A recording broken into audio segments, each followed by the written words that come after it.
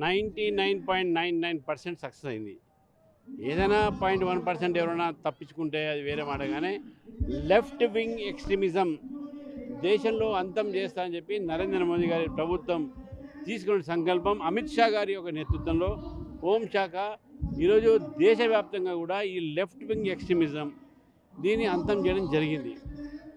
Left wing extremism ద్వారా మన దగ్గర చాలా ప్రాంతాల్లో అభివృద్ధి కార్యక్రమాలు ఆగినాయి. రైల్వే స్టేషన్స్ ఏమీ లేదు, హైవేస్ ఏమీ లేదు. తర్వాత ఎక్కడ చూసినా కూడా వాళ్ళ ఒక అరాచకాలు పెరిగిపోయినాయి. దాదాపు 100 మంది విద్యార్థి పరిషత్ కార్యకర్తల్ని, బీజేపీ కార్యకర్తల్ని, ఆర్ఎస్ఎస్ కార్యకర్తల్ని హతం చేసినటువంటి ఒక ఈ నక్సలైట్స్ వింగ్ ఈరోజు ఎంతోమంది ఒక కుటుంబాలు ఈరోజు అల్లాడిపోతూ ఉన్నారు. మొత్తం ఇవాళ తల్లిని, తండ్రిని, కొడుకుని కోల్పోయిన కుటుంబాలు. కాబట్టి ఈరోజు ప్రభుత్వం ఒక నిర్ణయం తీసుకుంది, వీళ్ళందరూ కూడా తుపాకీ పట్టుకొని ఏం చేయలేరని. కాబట్టి వాళ్ళకి సమయం ఇచ్చింది. సమయం ఇచ్చి మీరు జీవన స్రవంతిని కలవండి అని చెప్పేసి.